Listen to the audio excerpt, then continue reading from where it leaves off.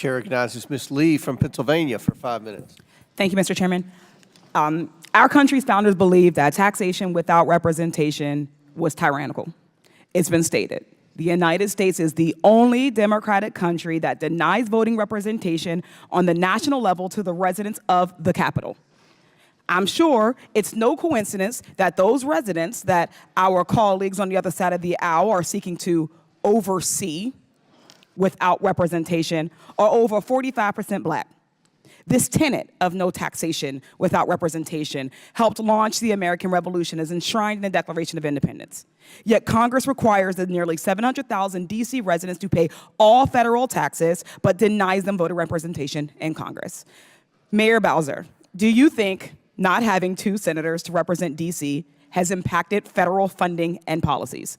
Absolutely. Your colleague just mentioned one very specific thing that happened during our response to COVID, where we were inexplainably grouped in as a territory for the purposes of the CARES Act, which none of us know how that happened or if it has ever happened previously. So that's one such way.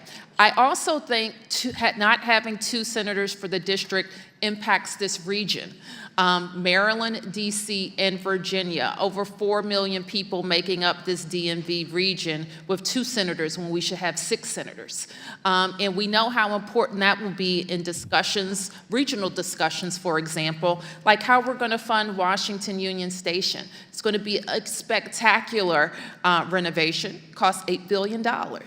How we deal with the fiscal cliff that we know is coming towards our transit authority, which serves the district, Maryland, and Virginia. And by the way, other transit authorities around the country are going to be coming to the Congress too. That's almost $1 billion.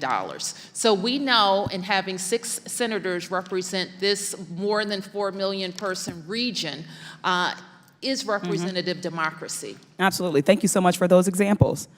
DC pays more federal taxes per capita than any state, and overall, DC pays more federal taxes than 19 states.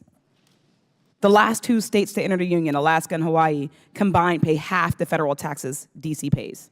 Alabama, Kansas, and North Dakota, which are all represented by Republicans on this committee, each pays less in federal taxes than DC.